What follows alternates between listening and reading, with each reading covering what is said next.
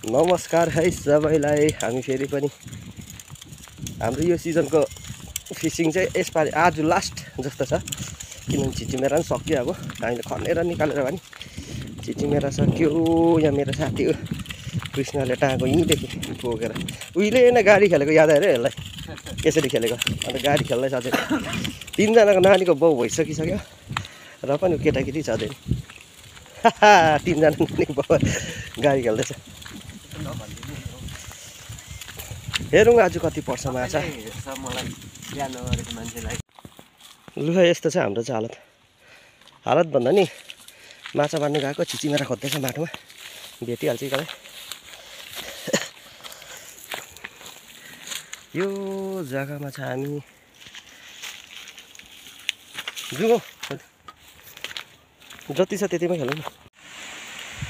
यो जग्गा चाहिँ हाम्रो खास फल्स हो कि, पानी चाहिँ सुकेर अर्कोपट्टि पानी जाँदैछ।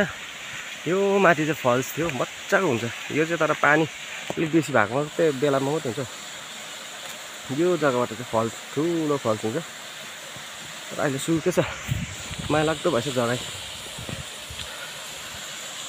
है माछा मार्नु गएको मान्छेहरू हिँडेरै थाक्ने भयो, कहिले पुग्नु हिँडेर। अन्त अझै खोला, यो खोला आइपुग्यो। अब यसको अझै पल्लोटिको खोला हामी जान्छ।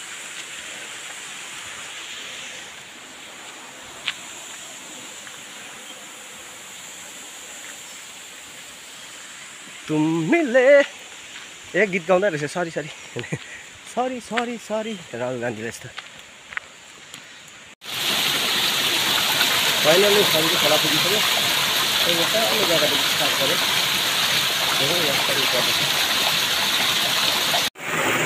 मेरो साथीभाइ हो। बल्ल एउटा स्टार्ट भयो मेरो चाहिँ, बल्ल बल्ल बल्ल एउटा सानो पारे। यहाँ कृष्ण भाइ छ, कृष्ण भाइले चाहिँ धेरै बाटा पारिसक्यो, छोटा पारियो। मैले भन्नु लाग्यो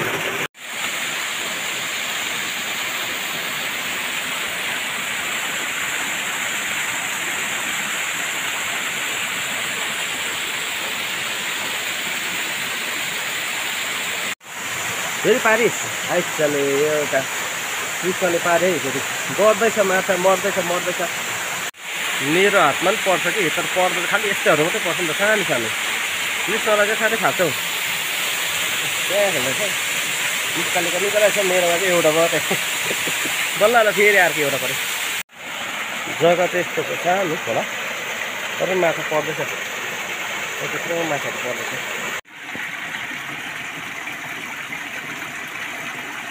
टोक्दैछ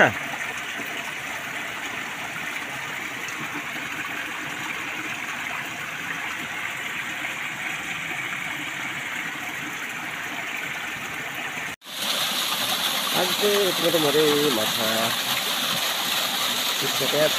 मैले बस्नु हालिरहेको छु, जिम्मेवार पनि सक्नु आएको अब छिटो भन्नु साथी माछा पर्छ।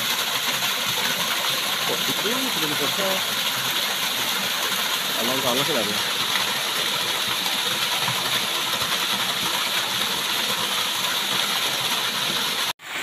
आम्मामा धेरै टाइमको राख्नु माछा भएर आज त के राम्रो माछा पऱ्यो छैन। यति भएको है, यति चाहिँ भएको हेर्दैछु। अब फेरि पारिछ है, अलिक नजिक खिच्छु ल। फेरि बगा एउटा पार्छ, एउटा ठिकैको साइजको रहेछ। कृष्णले पारे फेरि पर्यो माछा, फेरि पर्यो, पर्दैछ। खोला चाहिँ सानो छ यस्तो, यस्तो दहतिर पनि माछा पर्दैछ। हेलो हेलो हेलो हेलो, फेरि एउटा माछा पर्यो। हामी नयाँ जग्गा आएको छ, यो चाहिँ तिरकुताम खोला हो। तिरकुताम गाउँमा आइपुगिसक्यो हामी। खोलै छैन, यस्तो सानो जग्गा छ, सानो जग्गा छ एकदमै पुरै सानो जग्गामा हामीले माछा माऱ्यो एउटा। हेलो गाइस, यत्रो खालको गरेला चाहिँ मैले कहिले देखेको थिइनँ है। हेर्नुहोस् त, तपाईँहरूले देख्नु भएको यत्रो गरेला, लेकमा यत्रो गरेला नि हुँदो रहेछ। माछा त गरेला हुँदो रहेछ। हामी चाहिँ अब घरतर्फ लाग्यौँ।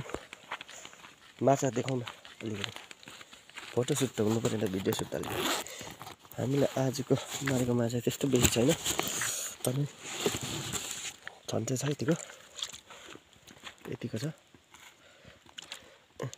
तर आज चाहिँ मार्नु त निकै मारेको कि तर सानो बेसी छ बेसी तर छ निकै छ